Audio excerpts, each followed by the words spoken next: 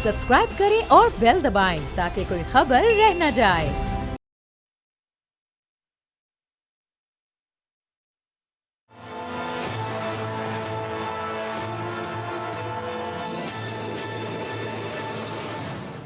अस्सलाम वालेकुम, मैं हूं बाब जहांगीर। आप देख रहे हैं प्रोग्राम तज्जिया और आज बड़ी ही अहम समात का फैसला सामने आ चुका है। सुप्रीम कोर्ट ने प्रैक्टिस एंड प्रोसीजर एक्ट के खिलाफ 5 समातों में ये जो दरखास्तें थी उनको निपटा दिया है। 5 समातें मुकम्मल हुई और अब से कुछ देर पहले जब ये फैसला जारी हुआ तो उसमें हमने देखा कि बहुत सारे मामलात में बहुत सारे नुकात पर जजेस के अख्तिलाफ़ात भी थे, लेकिन 10-5 से ये फैसला मुत्तफ़िका तौर पर सामने आया है कि तमाम दरखास्तें कलअदम करार दे दी गई हैं और प्रैक्टिस एंड प्रोसीजर एक्ट अब बहाल हो चुका है। आइन के मुताबिक उसे करार दिया गया है। लेकिन जो चंद एक बड़ी इंपॉर्टेंट चीज़ें ज़रा इस सिलसिले में वो आपको बताएं तो ये जस्टिस एजाजुल एहसन, जस्टिस मज़ार नकवी, जस्टिस मुनीब अख्तर और जस्टिस आयशा मलिक ने इख्तिलाफ़ किया है और यही वो 5 जजेज़ हैं कि जिनके खिलाफ की वजह से ये फैसला फिर 10-5 के रेशो से सामने आया। अब जो सबसे अहम नुकता है वो ये है कि अपील का हक माजी से देने की शेख कलअदम जब करार दी गई है तो इस फैसले से खुद चीफ जस्टिस ने भी इख्तिलाफ़ किया है। अब ये वो नुकता है कि जिसका असर बहुत सारे सियासतदानों के केसेस पर पड़ना है और शायद इसी वजह से ये प्रैक्टिस एंड प्रोसीजर एक्ट ये कानून साजी की गई थी, लेकिन अब इसको कलअदम करार दे दिया गया। ये अपनी उस असल शक्ल में बहाल नहीं हुआ जिस शक्ल में ये कानून साजी की गई थी। जस्टिस मंसूर अली शाह और जस्टिस अतहर मिनुल्लाह ने भी इससे इख्तिलाफ़ किया है। जस्टिस मुसर्रत हिलाल जमाली का भी माजी की अपील को हक देने की शिक कलअदम करार देने के फैसले से इख्तिलाफ़ सामने आया और बड़ा करीबी ये मामला रहा, चूँकि 8-7 के तनासुब से इस शिक पर यह फैसला हुआ और अब इसकी जो तफसीली वजूहात हैं फ़िलहाल वो तो अभी नहीं बताई गई हैं, वो बाद में आई। ये मुख्तसर फैसला है। आर्टिकल 184(3) के मुकदमात में अपील का हक 9-6 के तनासुब से बरकरार रहेगा, लेकिन अपील का हक माजी से नहीं होगा और सुप्रीम कोर्ट ने 8-7 की अक्सरियत से ये फैसला दे दिया है। अलबत्ता इसको नोटिस लेने का जो इख्तियार है वो 3 रुकनी कमेटी को ही हासिल रहेगा, यानी 3 जो जजेस होंगे वो इसका फैसला करेंगे। तो अब जो कुछ सियासतदान हैं जिनके केसेस से मुतालिक कहा जा रहा था कि माजी में उनको सजाएं सुनाई गई हैं तो वो अपील में जा सकते हैं, अब उनके लिए कितनी मुश्किलात बढ़ सकती हैं और इस फैसले पर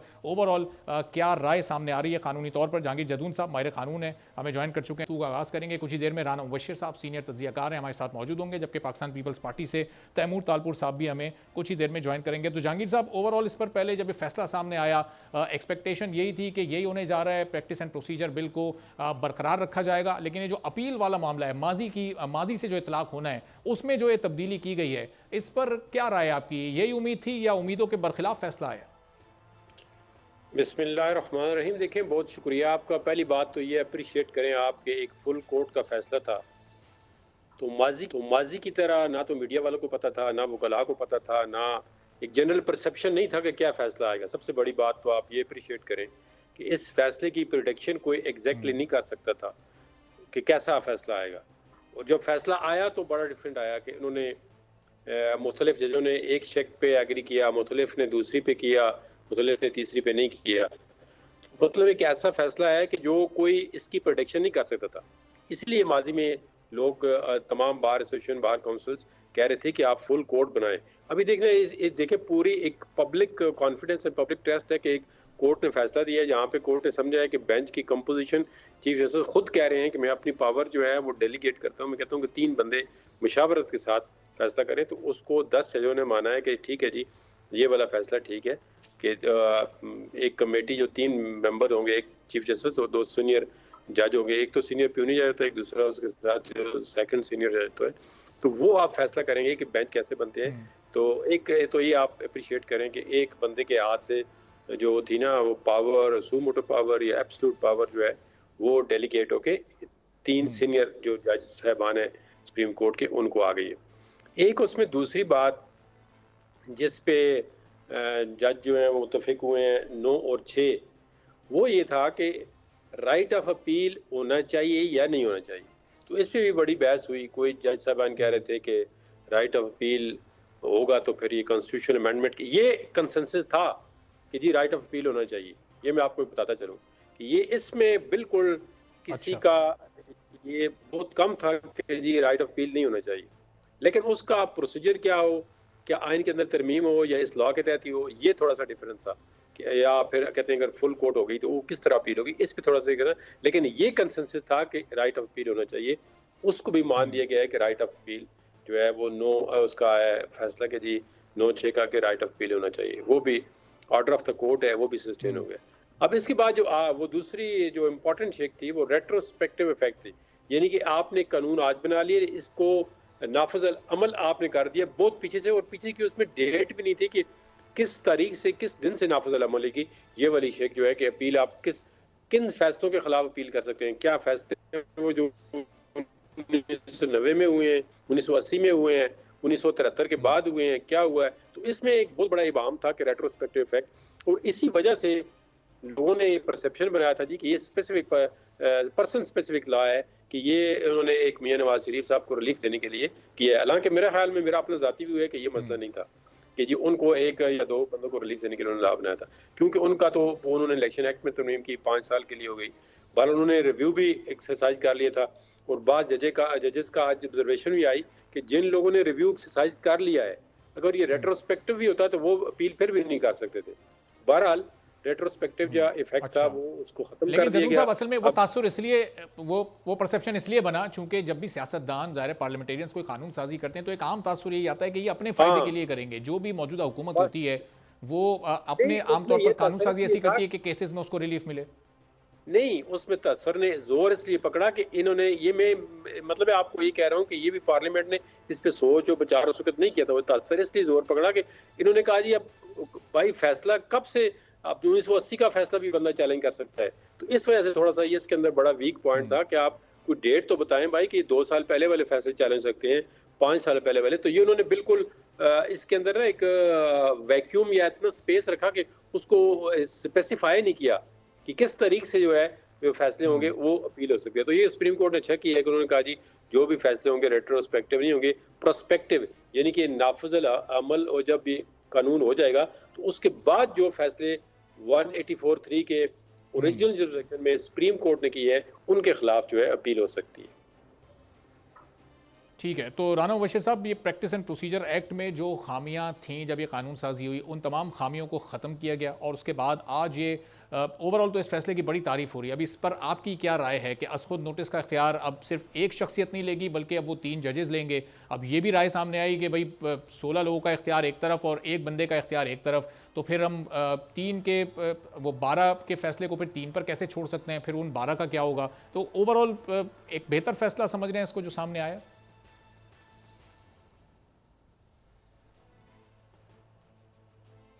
जी राना साहब को आवाज़ आ रही है? चलें, राना साहब को रिकनेक्ट करते हैं, राना साहब से हम रब्ता करने की कोशिश करते हैं, फिर उनकी भी इस पर राय जानते हैं। तो जदून साहब, ये अब ज़ाहिर 3 जजेस पर असखुद नोटिस की जिम्मेदारी होगी, 3 जजेस उसका जायज़ा लेंगे। तो अब ये एतराज़ भी था कुछ जजेस का कि फिर वो जो बकिया 12 जजेस हैं, क्या उनको 3 लोगों के फैसले पर फिर कैसे छोड़ा जा सकता है। तो चलें जदून साहब, ज़रा मौका दीजिएगा राना साहब की तरफ मैं सवाल लेकर जाता हूँ। राना साहब, ये जो ओवरऑल आज फैसला सामने आया प्रैक्टिस एंड प्रोसीजर एक्ट में जो खामियां थीं, यानी वो माजी से जो इतलाक होना था, अपील ख़त्म किया गया, ओवरऑल इस फैसले को कैसे देखा है आपने?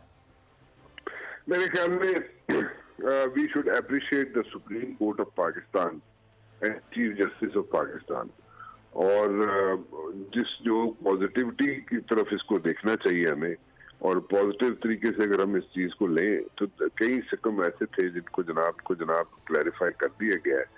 और मेरे ख्याल में इट्स अ न्यू एरा जो कि जिसकी तरफ हम गामजन है, और इसको I will take it in a different way. मैं पॉजिटिविटी की तरफ इसको देखता हूँ and I take it in a positive way. And hats off to the chief justice of Pakistan, hats off to the supreme court of Pakistan, जिनकी राय मुख्तलिफ थी उनके लिए भी आई विल अप्रिशिएट कि उन्होंने खुल के अपनी राय का इजहार किया कि जनाब उनको क्या इख्तलाफात हैं जिन जस्टिस को, और जिन लोगों ने फेवर में बात की उनको भी मेरे ख्याल में अप्रिशिएट करना चाहिए। But in the long run I would say कि डेडिकेट करना पावर, अपनी चीफ जस्टिस की पावर्स को डेडिकेट करना एक आसान काम नहीं होता, और बड़े एहसन तरीके से, बड़े अच्छे तरीके से इसको जनाब वो सामने लेके आए। और for the first time in the history of Pakistan हमने लाइव कवरेज भी देखी, which we used to see in like states and other countries, but ठीक है, थोड़ा सा स्टेलमेट हो गया था आफ्टर सेकंड हियरिंग, क्योंकि उसमें लोग थोड़ा सा तंग आना शुरू हो गए थे। बट देन अगेन अगर सजेशन हमने पहले भी दी थी, दोबारा दे सकते हैं कि एक ऐसा यूट्यूब चैनल बना ले सुप्रीम कोर्ट जहाँ पे जो भी वो दिखाना चाहे उसको लाइव कवरेज देते रहे. सो whosoever is like interested, he can like hook up to that channel and see whatever is happening over there. और उसमें कैलिबर का भी पता चल जाता है कि जजेस की क्या सोच है, कैसे जजेस उसको टैकल करते हैं, and obviously about the lawyers arguments also कि उनमें कितना वजन है और वो कहाँ पे स्टैंड करते हैं. और वो जो एक न्यूट्रलिटी से हट के हम लोग जो किसी हद तक देखा करते थे कि आती थी चीजें बाहर थ्रू मीडिया, वो भी फिजल आउट कर देंगे in the days to come. So it's a good thing, but at the very जितना स्पीडीली इसको कंडक्ट किया गया, ये ओवरऑल सिर्फ 5 समातों के बाद ही फैसला आ गया, तो शायद पाकिस्तान के अवाम एक्सपेक्ट भी ये करते हैं कि अहम मामलों का भी स्पीडी ट्रायल होना चाहिए और स्पीडी जस्टिस होना चाहिए, वरना हमारे यहाँ महीनों बल्कि सालों तक केसेस चलते रहते हैं और वो तारीख पर तारीख होती रहती है, समातें होती रहती हैं, लेकिन फैसला नहीं हो पाता. तो ये भी एक बड़ी पॉजिटिव चीज़ है कि सिर्फ 5 समातों में और चंद हफ्तों में ये फैसला हो गया. जी बिल्कुल सही कह रहे हैं आप, यू आर एब्सोल्युटली राइट. क्योंकि हमने यही एक माइंडसेट बना हुआ है आम आदमी का, और वो इसको इसी तरीके से लेता है कि केस अगर छोटी अदालतों में शुरू किया जाता है, दादा ने अगर परदादे ने या दादा ने एक केस किया हुआ है तो जस्टिस जाके उसके पोते को शायद जाके मिल जाए. सो वो जो चीजें हैं वो अगर डिफ्यूज होना शुरू हो जाए तो आई वुड से कि एक मरतबा फिर जो है वो जो परसेप्शन है कि जनाब ये दादा एक केस करेगा तो पोते को जाके शायद जस्टिस मिल जाएगा, वो भी डिफ्यूज हो जाए चीजें. तो एक मरतबा फिर जो एतबार है, ट्रस्ट है on the courts of Pakistan, वो लोगों को आना शुरू हो जाए, तो उसमें आई वुड से कि 80% जो इश्यूज हैं पाकिस्तान के वो सॉर्ट आउट हो जाएंगे. और अगर इसी तरह किया जाए, इसी तरह लेके आगे चला जाए, लोअर कोर्ट्स की तरफ भी, लोअर कोर्ट्स को भी इसी तरह हैंडल किया जाए, तो आई वुड से कि ये एक बड़ा चेंज होगा पूरी पाकिस्तान के अंदर, और परसेप्शन जो है वो डिफ्यूज हो जाएगी. ये दादा केस करे तो परदादा जाके उसको जाके मिलेगा जस्टिस, और वो भी शायद मिलेगा जस्टिस. तो वो सारी चीजें डिफ्यूज होना शुरू हो जाएंगी. एक मरतबा फिर जो है ट्रस्ट जो है लोगों का दोबारा होना शुरू हो जाएगा in the courts and justice system, which is going to be very good. And I must say कि ये जैसे आगे CIFC आ रहा है, and there are so many things coming in, foreign investor आ रहा है, और ये जब ये कानून साजी हुई और तो उस वक्त एक परसेप्शन बन गया था कि शायद ये सियासतदानों को फ़ायदा देने के लिए ये कानून साजी की गई है. और आमतौर पर इस तरह की कानून साजी जब भी होती है तो एक आम तासुर यही बनता है कि अपने फ़ायदे के लिए की जा रही है. लेकिन ये जो माजी से अपील का हक़ ख़त्म किया गया है, सवाल अभी मैं जहांगीर जदून साहब के सामने ही रखूँगा. पहले राना साहब आप इस पर कमेंट कर दें कि ये इसके बाद तो नवाज़ शरीफ साहब के लिए या जहांगीर तरीन साहब के लिए जिनसे मुतालिक परसेप्शन बनाया जा रहा था, तो ये तो बड़ी मुश्किल हो चुकी है अगले इलेक्शन के हवाले से. अब तो ज़ाहिर है अब वो बहुत मुश्किल है उनके लिए अगला इलेक्शन लड़ना, चूँकि जो फैसले हैं वो तो बरकरार रहेंगे.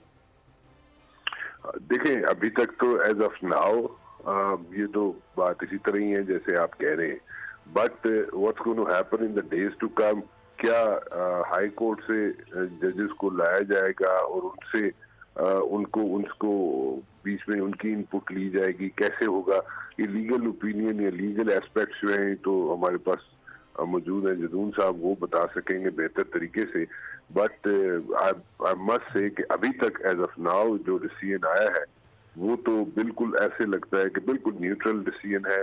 एंड इसमें कोई वो जो आप जिसकी बात कर रहे हैं कि जहांगीर तरीन साहब हो या नवाज शरीफ साहब हो कि उनकी फेवर के लिए सब कुछ किया गया था, वो जो डिफ्यूज की गई ये चीजें, उससे एक मरतबा फिर एतबार जो है एटलीस्ट अभी तक जो सुप्रीम कोर्ट की हद तक अगर मैं बात करूं तो वो एक मरतबा फिर जो है लोगों के जहनों में उभरना शुरू हो गया कि भाई नहीं, justice is there and justice is not being denied and it's very much there.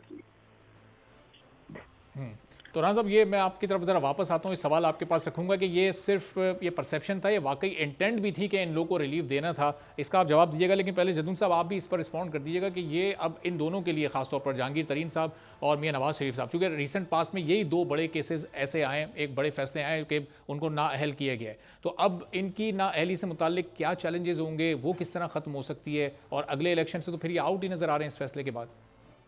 नहीं देखें, अब थोड़ा सा आप बात बात लोगों को पता नहीं होता, वो जल्दी में कमेंट्स पास कर देते हैं। कानून एक पर्सन स्पेसिफिक किसी एक या दो बंदे के लिए कभी ना बन सकता है ना बना है। अगर वो बना है, अगर कोई बंदा चैलेंज करे, उसको साबित कर दे कि वो स्ट्राइक डाउन हो जाता है कि आप पर्सन स्पेसिफिक लेजिस्लेशन नहीं हो सकती। हैविंग सेड दैट, जो इन दोनों के केस थे उनमें इन्होंने रिव्यू फाइल कर चुके थे, वो रिव्यू भी डिसमिस हो चुका था मेरे ख्याल में। तो जिस केस में ये during the hearing of this case ये एक दो जज साहबान ने ऑब्जर्वेशन दी, उनके माइंड में भी चीज़ थी जब वो कह रहे थे पर्सन स्पेसिफिक, तो उन्होंने 12 क्वेश्चन किए वकीलों पे, आप बताएं ना किस पर्सन के लिए। तो उन्होंने तो नाम नहीं लिया किसी का, बस वो फिर इसका कोई जवाब नहीं दे सके, वाला जवाब थे। तो उन्होंने कहा जी आप बता देना किस पर्सन के लिए ये लॉ बना है। तो उन्होंने कहा जिस शख्स ने अगर पहले रिव्यू की ऑप्शन एक्सरसाइज कर ली है, तो वो तो अगर अपील का हक रेट्रोस्पेक्टिव ही दे देते तो फिर भी वो एक्सरसाइज नहीं कर सकते थे, क्योंकि रिव्यू जो है ये ऑर्डिनरी रिव्यू नहीं है, ये रिव्यू अंडर द कॉन्स्टिट्यूशन है, जो सुप्रीम कोर्ट का रिव्यू होता है। तो उसमें जो है ना, उन्होंने रिव्यू ऑलरेडी एक्सरसाइज कर लिया है, ये इस तरह की चीज़ नहीं है। इस फैसले में मैं जो देखता हूँ सबसे इम्पॉर्टेंट चीज़ जो है कि वो पार्लियामेंट की उन्होंने एक बालादस्ती जो है वो एक्सेप्ट की है सुप्रीम कोर्ट ने बड़े ज़माने के बाद, कि पार्लियामेंट जो है, क्योंकि बाज़ जजेस जो है वो कह रहे थे कि हमारे इंटरनल मामलात में इंटरफेरेंस है बाय द पार्लियामेंट। पार्लियामेंट के जो सुप्रीम कोर्ट के अख्तियारात हैं उनमें मुदाखलत की गई है। तो उस तासर को अब 10 जज साहबान ने कहा नहीं नहीं ऐसा नहीं हो सकता, पार्लियामेंट को ये अख्तियार हासिल है। बल्कि एक दफ़ा ये क्वेश्चन हुआ कि कल एक पार्लियामेंट अगर ये कानून बनाती है जी कि जो मर्डर की जो डेथ सेंटेंस है उनकी जो अपीलें हैं वो 2 हफ्तों में फिक्स कर दी जाएं, तो क्या हम नहीं करेंगे? क्योंकि पार्लियामेंट ने कानून बनाया जी कि उनकी अपीलें जो है वो जल्दी निपटाएं, क्योंकि लोग सफ़र कर रहे हैं। तो उन्होंने कहा अगर ये कानून बन जाता है कि जी इनको 2 हफ्ते में या 2 महीने में निपटा दे, तो हमें वो निपटानी पड़ेंगी, क्योंकि वो पार्लियामेंट का कानून बनाया हुआ है। तो इसमें ये बात बड़ी इंपॉर्टेंट है कि पार्लियामेंट की बालादस्ती को ये बात एक्सेप्ट की है सुप्रीम कोर्ट ने कि पार्लियामेंट जो है लॉ के ज़रिए इस चीज़ को भी रेगुलेट कर सकती है कि अगर कोई प्रामा फिशाई ऐसी चीज़ आ गई है जो हर्डल है। तो जदून साहब आपका आर्गुमेंट ये कि ज़ाहिर है ये कोई कानून ऐसा नहीं होता जो पर्सन स्पेसिफिक बनाया जाए, लेकिन इसका जो फ़ायदा था वो इनडायरेक्टली तो इन्हीं सारे सियासतदानों को मिलता। इनकी जो पुराने फैसले थे जो इनके खिलाफ थे उन पर अपीलें की जाती थी, और फिर ये तो 90s में और 80s तक ये मामला जा रहा था। नहीं, मुझे एक सेकंड दे, मैं क्लैरिफाई करूं। मैं दोबारा कह रहा हूं कि इन सियासतदानों को ये फैसला नहीं मिलता। उसकी वजह ये है कि जिन लोगों ने रिव्यू का ऑप्शन एक्सरसाइज कर लिया था पहले, वो अपील कर ही नहीं सकते। ये ऑब्जर्वेशन इस केस की हियरिंग के दौरान 2-3 जिनके रिव्यू रिजेक्ट हो चुकी है ऑलरेडी, जिनकी रिव्यू पिटीशन पहले रिजेक्ट हो चुकी है, वो दोबारा नहीं एक्सरसाइज कर सकते थे। जी, वो दोबारा अपील एक्सरसाइज नहीं कर सकते थे। लेकिन चलो ये तो एक आर्गूमेंट होता ना, लेकिन अब तो मतलब सिरे से वो आर्गूमेंट के काबिल भी नहीं रहा केस कि जो फैसले को इन्फोर्स करना था, अगर पहले करते वो एक्ट के आने से 2-4 साल 10 साल 20 साल पहले, तो वो उन्होंने डेट उसमें नहीं डाली थी, तो वो सिलसिला ख़त्म हो गया है। अब जब से ये कानून आया है उसके बाद ही जो 184(3) के केसेस होंगे उनमें अपील होगी। ठीक है, तो राना साहब ये जदून साहब ने तो बड़ा क्लैरिफिकेशन कर दी कि वो ज़ाहिर एक बार अगर रिव्यू किसी की रिजेक्ट हो चुकी है तो वो दोबारा तो वो फाइल ही नहीं कर सकता। फिर ये परसेप्शन क्यों बन गया था कि ये चंद लोगों को फ़ायदा पहुंचाने के लिए कानून साजी की जा रही है? कि वाकई इंटेंट गवर्नमेंट की यही थी या फिर ये सिर्फ एक परसेप्शन बन गया था? देखिए, बात सिंपल सी है कि जब नो हाउ नहीं होगी ना, जैसे जदून साहब ने बड़ा उसको इन डेप्थ जाके क्लैरिटी के साथ सारी चीजें सामने रखती है, तो जब किसी के पास नॉलेज नहीं होगा या उसके पास इंटेल नहीं होगी, प्रॉपर इंटेल नहीं होगी, तो फिर वो काइट फ्लाइंग वाली बात हो जाती है कि लोग काइट फ्लाइंग ज्यादा करते हैं और वो फिर टेबल स्टोरीज भी बन जाती हैं एंड ऑल दो स्टफ। सो वो उस तरफ चला जाता है मसला। सो बेसिकली नो हाउ की कमी की वजह से, नॉलेज की कमी की वजह से, लॉ के अंदर जो लॉ क्या कहता है, मतलब अगर उसको पढ़ा जाए फिर जाके उस पर बात की जाए, तो मेरे ख्याल में ये इसकी जरूरत ना पेश आती और ये परसेप्शन ना बनता। लेकिन इट्स वेरी अनफॉर्चुनेट कि जरा थोड़ा सा मिसलेड किया जाता है मासेस को, just because of lack of knowledge. जो लोग बैठ के उस पर तबसरा कर देते हैं, जैसे I am not expert in economics, I am not a economic expert, so if I start talking about economics, so मेरे से हो सकता है 10 गलतियां हो जाए। So the best thing would be that I should acknowledge publicly that I am not a economist, I am not expert in economist, so economy. तो वो उसमें ये सारी चीजें जरा ध्यान में रखनी चाहिए होती है, फिर जाके करने की, क्योंकि ये एक अमानत होती है, ये मासेस को एजुकेट करने वाली बात होती है। जब हम टीवी पे बैठते हैं तो ये मासेस को एजुकेट करने वाली बात होती है। अगर किसी के पास नॉलेज नहीं है तो उसको एक्नॉलेज करे पब्लिकली। सो पब्लिकली एक्नॉलेज अगर हो जाए, चीजें कर दी जाए, तो उसमें कोई बुराई नहीं है। कोई 100% नहीं हो सकता, अल्लाह 100% तो अल्लाह ताला की जात है, तो वो उसमें नहीं हो सकता ऐसे। सो इसलिए बेहतर ये होता है कि या तो उस पर नॉलेज हो, ग्रिप हो, और one should know each and everything. अगर नहीं है तो फिर उसको एक्नॉलेज करें कि भाई नहीं है। So this is how things should work. इसी तरह होता है, सारी दुनिया में इसी तरह होता है। इंटरनेशनल मीडिया देख लें, उसमें इसी तरह होता है। And they acknowledge it and they have their specific field and that's how they go about things. चाहे वो रिपोर्टिंग हो, चाहे वो एंकर्स हो, चाहे वो टॉक शो होस्ट, जो भी कह दें आप उनको, सो वो इसी तरह चलते हैं। So they don't have to pretend that as if they know each and everything, या उन्हें सब कुछ पता है, कोई ऐसे नहीं होता। सो वो जदून साहब इज राइट, यू नो, आप क्लैरिटी जदून साहब दे रहे हैं, इसी तरह अगर आप दें तो नथिंग रॉन्ग विद इट। इसमें कौन सी ऐसी बुरी बात है? सही। लेकिन अनफॉर्चुनेटली होता नहीं है। अब राजा साहब, इस तरह के जी, अब इस तरह के बड़े फैसले जब भी सामने आते हैं तो उन पर आमतौर पर ये बात होती है कि फ़लाँ को फतह हासिल हो गई, फ़लाँ की शिकस्त हुई। पीडीएम हुकूमत ने जब ये कानून साजी की तो इस एक्ट को बरकरार तो रखा गया, लेकिन इसमें जो तब्दीलियाँ हुई हैं, तो अब हम इसको ये पीडीएम हुकूमत का गेन कहें, उनकी फतह कहें, या ये उन्हें शिकस्त हुई है कि उसमें कुछ तब्दीलियाँ तो की गई हैं और जैसा वो चाहते थे एज इट इज़ उस कानून को नहीं रखा गया है? देखें, फिर वही बात हो जाएगी कि इन डेप्थ अगर जाया जाए तो उसमें फतह या इसकी बात मत लें, इसको just take it as a decision, ठीक है। इसमें अगर हम दूसरे तरीके से लेना शुरू कर दें, अगर फलां की फतह होगी और फलां की जनाब फलां ढेर हो गया, उस तरह मत लें, just take it as a decision. और सबसे अच्छी बात यह कि देखिए, फुल कोर्ट बैठा, हमारे साबिक चीफ जस्टिस साहब थे, ठीक है, बंदयाल साहब, विद ऑल ड्यू रिस्पेक्ट, काबिल इज्जत हैं, लेकिन उनसे फुल कोर्ट नहीं बैठ सका, फुल कोर्ट नहीं बिठा सके वो, ठीक है। कभी कोई नाराज हो जाता था, कभी किसी की रिजर्वेशन होती कुछ, लेकिन नहीं बैठ सका। चलें, ये बड़ा अच्छा राना साहब आपने ये इसको क्लैरिफाई कर दिया कि इसको किसी की फतह शिकस्त नहीं है, बल्कि एक डिसीजन के तौर पे लें। अब एक छोटा सा ब्रेक लेता हूँ, ब्रेक के बाद जब वापस आते हैं तो मियाँ साहब अब उनकी रवानगी कंफर्म हो चुकी है, 10 दिन के बाद वो पाकिस्तान पहुँच रहे हैं और लंदन से भी आज वो रवाना हो रहे हैं, अभी तक शायद हो चुके होंगे। एक ब्रेक के बाद वापस आते हैं और फिर इस पर मजीद बात करते हैं कि उनकी वापसी से पाकिस्तान की पॉलिटिक्स में क्या इंपैक्ट्स क्रिएट होने हैं।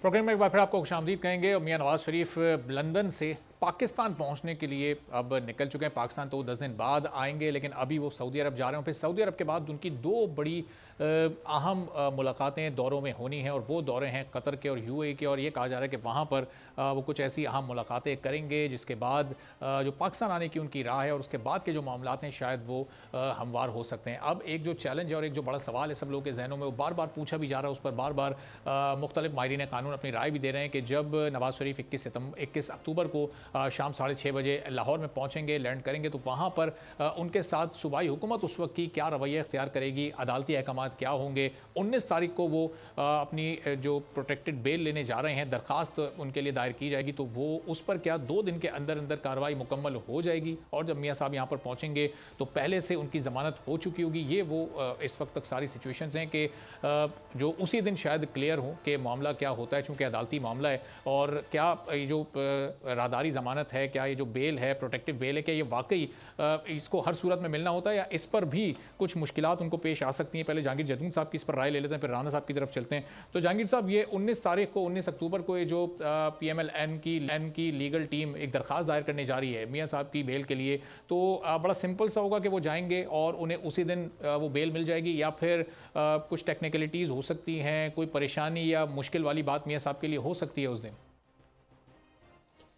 ये देखिए, प्योरली एक इंटरम रिलीफ है। मेरे ख्याल में उनको 2 दिन का या 3 दिन का भी कोर्ट ये कहती है कि आपको ठीक है, हम एडमिनिस्ट्रेशन को डायरेक्ट करते हैं कि आपको वहाँ पे अरेस्ट न किया जाए, क्योंकि आप कोर्ट को करते हैं, सरेंडर करते हैं। ये देखिए, बिल्कुल अगर आप लॉजिकली देखें ना, कि एक बंदा अगर 1 साल या लेट से वो 21 तारीख ना आते या आगे 10 दिन, तो इसमें क्या फ़र्क पड़ जाता। तो एक बंदा अगर लॉ को जायजे में देखना होता है ना, बिल्कुल आप न्यूट्रल होकर भी देखें तो कहते हैं कि यार एक बंदा 1 साल रहा है तो वो कहते हैं 3 दिन के बाद मैं सरेंडर कर रहा हूँ, मैं कोर्ट को अप्रोच करना चाहता हूँ, मैं अपने केस बहाल करके उनको लीगली फेस करना चाहता हूँ, तो इसमें कौन सी बड़ी क़यामत आ जाएगी। एक तो होता है ना कि आप ठीक है, और इसमें एक और बात भी है कि अगर देखें ना, एक बंदा अगर अंदर कैदी है जेल के अंदर, तो कैदी को जेल के अंदर से 2 दिन के लिए बाहर कितना बड़ा प्रॉब्लम होता है लाने के लिए। जिन लोगों के रिसोर्सेज होते हैं, आम आदमी तो पाकिस्तान के अंदर टू बी वेरी ऑनेस्ट के हकीकत तो ये है कि अमीर और गरीब और जिसकी अप्रोच होती है वो इसमें बराबर नहीं है। इसमें किताबों में बराबर है लेकिन प्रैक्टिकली बराबर नहीं होती। ये मैं आम मिडिल लेवल की बात कर रहा हूँ।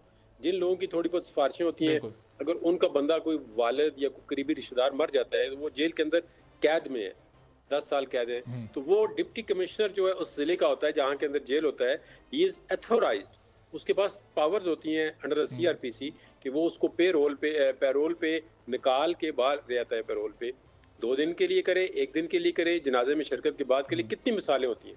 मुझे कल एक चैनल ने पूछा कि आपको मिसाल ऐसी है, मैंने कहा ये डेली हमारी रूटीन, मैंने खुद अपने ये पर्सनली केस को हैंडल किया है कि बंदे का वालिद फौत हो गया, मैंने डिप्टी कमिश्नर रिक्वेस्ट की। जाकिर साहब, जो मिसाल आप दे रहे हैं ज़ाहिर है उसमें वो जो शख्स होता है, मुतालिका शख्स, वो तो जेल से लाया जाता है लेकिन वो एब्सकॉन्डर नहीं होता। अब मियाँ साहब का मामला ये कि वो लीगली कन्विक्टेड भी हैं, एब्सकॉन्डर भी हैं, तो क्या एक लीगली कन्विक्टेड और एब्सकॉन्डर शख्स को कानून ये इजाज़त देता है कि वो पब्लिक स्पीकिंग भी कर सके, वो पब्लिक स्पीच भी कर सके जाके, अगर उसके पास बेल है? नहीं, देखिए कानून उसको ये तो पहले तो उन्होंने ये कानून उन्हें सबसे पहले ये रियायत देनी है कि आप ये 2 दिन की हम आपको, ये 3 दिन की मोहलत देते हैं, या जितनी वो रिक्वेस्ट करेंगे, हो सकता है कहेंगे 1 हफ्ते की हमें दें कि हम 1 हफ्ता कोर्ट को अप्रोच करते हैं। कोर्ट कहती है नहीं जी हम आपको 2 दिन का टाइम देते हैं, आप 2 दिन में, क्योंकि आप लाहौर पहुंच चुके होंगे, तो 2 दिन में आप जो है जाके इस्लामाबाद कोर्ट में अपनी जो भी है पिटीशन करें, अगर वो कोर्ट आपको इजाज़त देती है ठीक है। इसके बाद देखिए ना, अगर वो इजाज़त देंगे तो वो तकरीर करेंगे, अगर वो कहेंगे नहीं हम इजाज़त नहीं देते, आके वो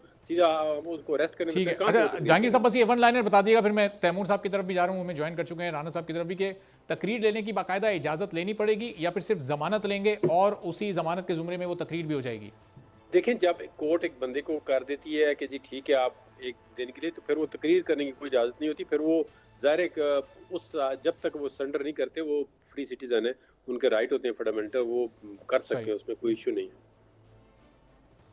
ठीक है, तो तैमूर तालपुर साहब वेलकम करते हैं आपको ये प्रोग्राम में। मियाँ साहब की वापसी हो रही है 21 तारीख को, और ज़ाहिर है कि पाकिस्तान मुस्लिम लीग नून तो इस वक्त उनको 4थी बार वज़ीर आज़म देख रही है। अब पाकिस्तान पीपल्स पार्टी ये कह रही है कि हमारे लिए तो लेवल प्लेइंग फील्ड ही नहीं है, मुस्लिम लीग नून को फैसिलिटेट किया जा रहा है। मियाँ साहब के आने के बाद तो और ज़्यादा नून लीग की जो एक आप समझे सियासी पावर बढ़ सकती है और ज़बरदस्त तरीके से वो अपनी कैंपेन को रन कर सकते हैं। तो इस वक्त क्या सोच रही है पाकिस्तान पीपल्स पार्टी मियाँ नवाज शरीफ की वापसी को लेकर?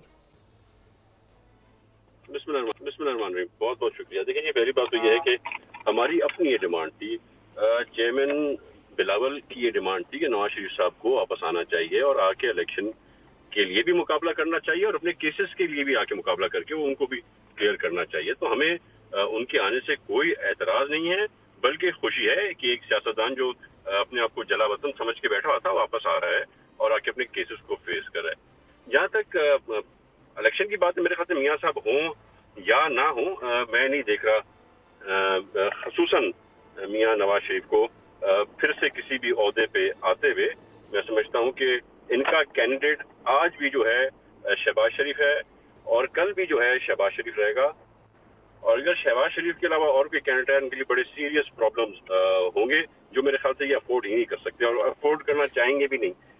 लेवल प्लेइंग फील्ड की बात तो हम बिल्कुल कर रहे हैं। लेवल प्लेइंग फील्ड क्या है, हमें वही इक्वल जो है चाहिए राइट्स जो बाकी सब पार्टीज को मिलते हैं।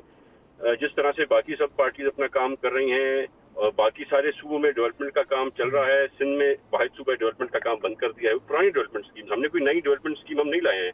हम कहते हैं कि जो हम घर बना रहे हैं, लाखों घर जो बन रहे हैं पूरे सिंध के अंदर, जो खासतौर जो फ्लड विक्टिम्स थे उनके घर बन रहे हैं, जिसको हम सोलर पैनल्स लगा के दे रहे हैं, वो काम रोका जा रहा है। तो ये तो एक लेवल प्लेइंग फील्ड नहीं हुई। अच्छा। आपके पास केपीके में आपका वही आईजी बैठा हुआ है, आपका पंजाब में, बलूचिस्तान में और सिंध में आपने आते ही जो है कि ना कि सिर्फ आईजी चेंज कर दिया है, पर पंजाब से आईजी लेके आ गए हैं, चीफ सेक्रेटरी चेंज कर दिया है, पंजाब से चीफ सेक्रेटरी लेके आ गए हैं। तो ये सारी चीजें जो डिफरेंसेस हैं, हम चाहते हैं कि ये डिफरेंस बराबर हो जाए और मुकाबला करने को हम तैयार हैं। इंशाअल्लाह ताला बिलावल भुट्टो साहब प्राइम मिनिस्टर बनेंगे और ये सारी नंबर गेम होती है जो मैं समझता हूँ बड़ी अच्छी तरह से सदर जरदारी ने संभाली हुई है, और जो हम सीट्स एक्सपेक्ट कर रहे हैं अगर वो हमें मिलती तैमूर हैं साहब, तो ये आप कह रहे हैं कि मुस्लिम लीग नून का जो प्राइम मिनिस्टर का कैंडिडेट होगा वो शहबाज शरीफ साहब होंगे। वो आज भी वही हैं, कल भी वही होंगे, लेकिन वो तो खुद मियां नवाज शरीफ साहब को चौथी बार प्राइम मिनिस्टर देख रहे हैं। आप देखें उनकी जो स्पीच है, वो कहीं जलसे में जा रहे हैं, वो किसी तकरीब में जा रहे हैं, वो तो एक ही बात कर रहे हैं कि मियां नवाज शरीफ साहब आ रहे हैं, अब मईशत बहाल होगी, अब मुल्क के अच्छे दिन आने वाले हैं। शहबाज साहब तो खुद मियाँ साहब की वापसी के लिए कैंपेन कर रहे हैं। देखिए जी, ये तो उनकी पार्टी का फैसला है, पर मैं क्योंकि एक स्टूडेंट हूँ पॉलिटिक्स का, एक पार्टी वर्कर हूँ, जो सियासत में समझता हूँ।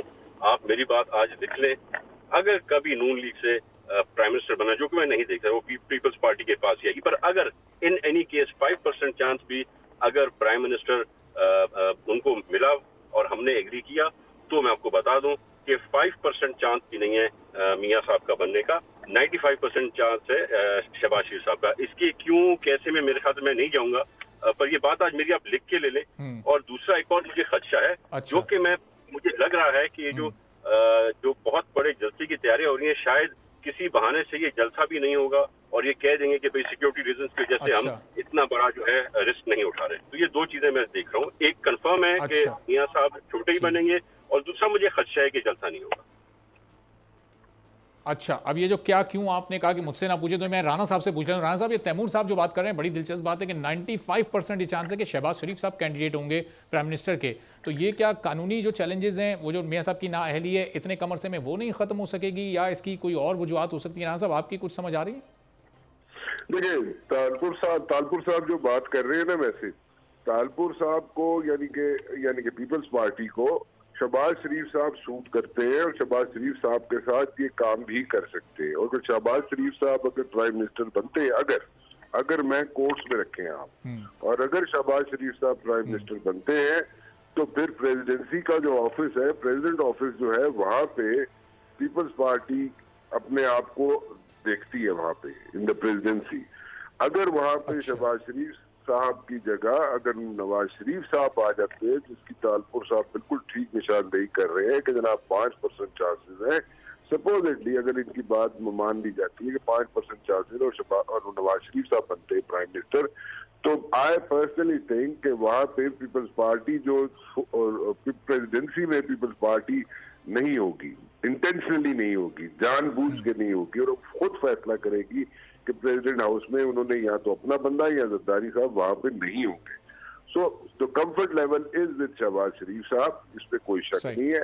और बाकी रहेगी बात कि मियां नवाज शरीफ साहब बनते हैं नहीं बनते हैं, जलसा करते हैं नहीं करते हैं, इफ्स एंड बट्स बहुत ज्यादा है। यस, उसमें हो भी सकता है, नहीं हो सकता। आई वुड से 50-50 मीनारे पाकिस्तान में जलसा होगा, 50-50 चांसेस है। यस, होगा जलसा या नहीं होगा। अच्छा, आपको भी 50-50 लग रहा है? चलिए, जैसे जैसे जी कंप्लीट कर लिएगा ना साहब। लीगैलिटीज जो है उनका जो केसेस है वो जल्द अज जल्द हल हो जाएंगे, नहीं होंगे, और वो अपने आप को पिच करेंगे एज अ प्राइम मिनिस्टर या नहीं करेंगे, उसके दैट ऑल डिपेंड कि उनकी लीगल टीम ने क्या फैसला किया है। टू बी वेरी ऑनेस्ट, इनके लीगल टीम जो है नवाज शरीफ साहब की, उसमें 3-4 लोगों को पता है कि what exactly is going to happen और how would they go about. ठीक है, चलें। अदर देन दैट, बहुत बहुत शुक्रिया राना मुबशिर साहब, तैमूर तालपुर साहब, जहांगीर जदून साहब हमारे साथ मौजूद। अक्टूबर को मियां साहब के इस्तकबाल पर भी अब कुछ खदशात उठ गए हैं, और आगे वो प्राइम मिनिस्टर बन सकेंगे या नहीं बन सकेंगे। तैमूर साहब की इस बात को हम महफूज कर लेते हैं जो आज उन्होंने कही है। आने वाले दिनों में बेहतर अंदाजा हो सकेगा कि हालात किस तरफ जा रहे हैं। ब्रेक लेते हैं, ब्रेक के बाद जब वापस आएंगे तो गजा फ़लस्तीन पर जिस तरह इसराइल की बर्बरियत जारी है, उस पर इस वक्त मुस्लिम दुनिया का क्या किरदार है, और हमास और तमाम फ़लस्तीनी उस किरदार से कितने मुतमईन हैं। मकामी सहाफ़ी हमारे साथ मौजूद होंगी, उनसे गुफ्तगू करेंगे।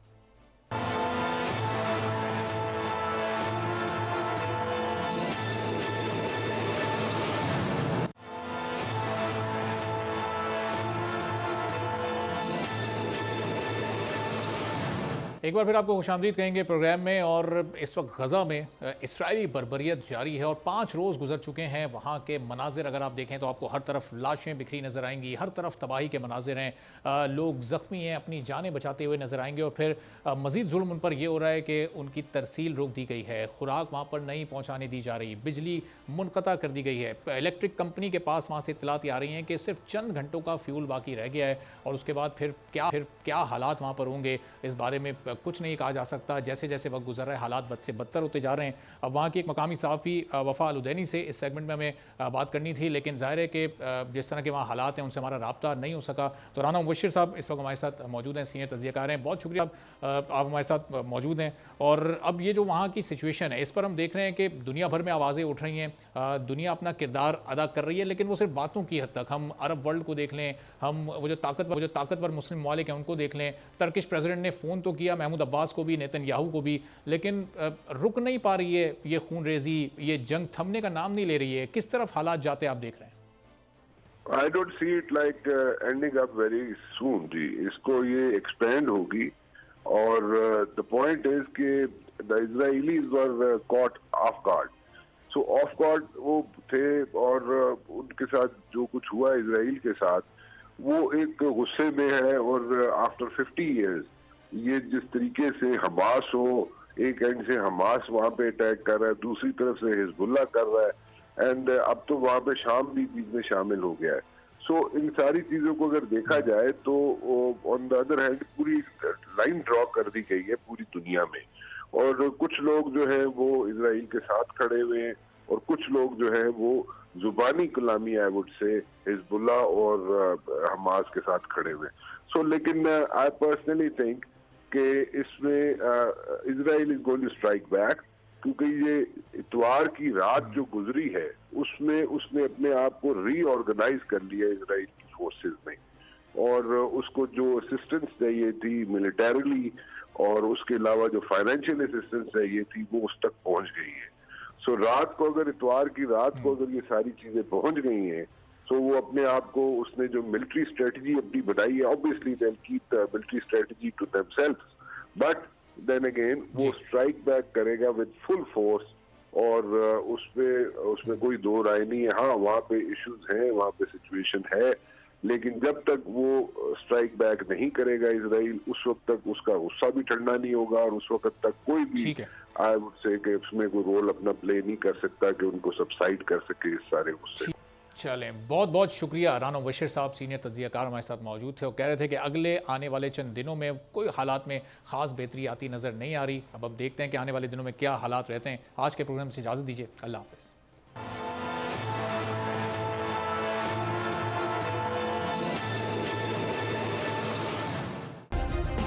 सब्सक्राइब करें और बेल दबाएं ताकि कोई खबर रह न जाए।